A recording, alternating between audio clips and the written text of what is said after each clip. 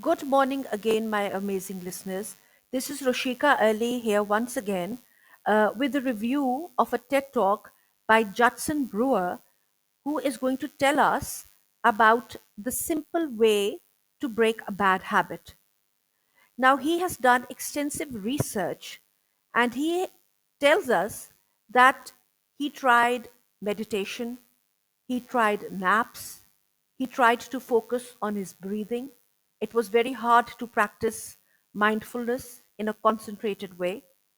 And then that got him to thinking that why it was so hard to pay attention. Why is it that after some time our mind tends to wander off and we tend to either daydream or start thinking about something else? The answer to this is in our evolutionary makeup. There is negative and positive reinforcement that we've had during our lifetime. Now, sugar is remembered as a food which makes you feel good after you eat it.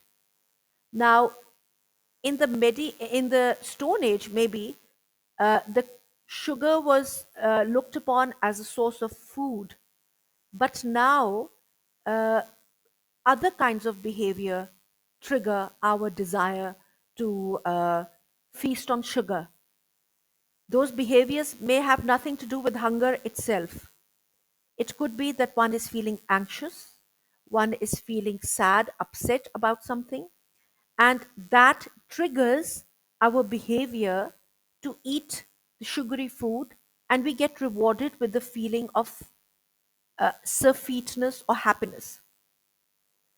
Now, whenever we feel bad, we tend to eat something good and then we feel better.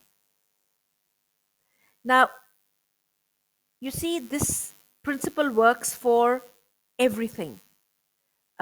We see someone who looks cool, and maybe we are coming from a place of vulnerability, and we're not feeling that strong that day, and we see that person smoking. We think that smoking looks cool, so we start doing that, and that behavior triggers a feeling of happiness in us. Now, unfortunately, this evolutionary mechanism is actually you know not leading to our survival anymore.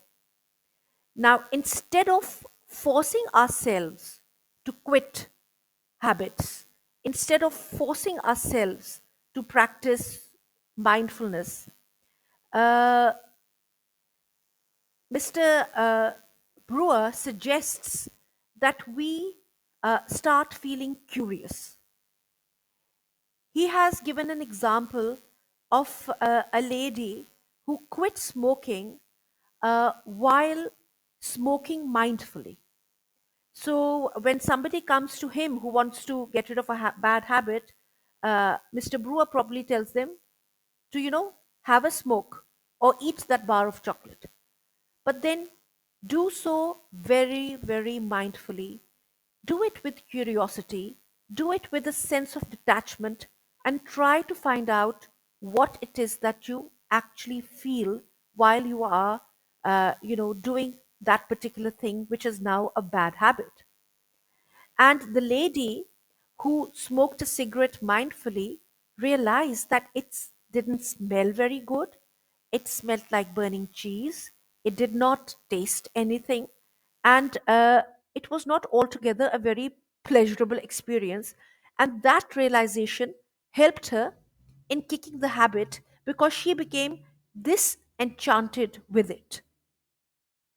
Uh, you see, in human beings, we have our prefrontal cortex in front of our heads, and that tells us that we have to stop the bad habits. But unfortunately, we sometimes cannot help ourselves, and that is the paradox. Too much of conscious mindfulness can lead to us reverting back to our bad habits. Curiosity, on the other hand, is naturally rewarding. Uh, when we show curiosity in something, we feel rewarded when that curiosity is satisfied. We have to realize that our body sensations, they will come and go. We have to step out of that fear based reactive pattern. We have to let our inner mindfulness awaken. We need to realize that that uh, we need to approach our bad habit uh, with a sense of inquiry, and with a sense of trying to make head or tail out of it.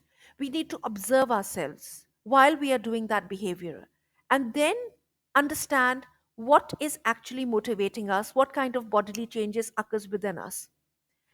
uh, it is actually the technology which is driving our distractive mental practices, like scrolling on social media, having this need to constantly stay connected, to constantly answer every text even while driving, to constantly look at what is happening on our phones. We need to tap into that to uh, develop our natural capacity to let go. So the mechanism now should be to approach the bad habit in a state of mindfulness with a state of curiosity, not actively trying to quit that a particular action, but trying to understand what is it that we feel while we are doing that action, and what does that action let us do. Is it an attractive hobby or is it not? And that will help us break the habit. So thank you very much. This is Roshika Ali signing off. I hope my review was of some use to everyone, to all my listeners. Thank you very much.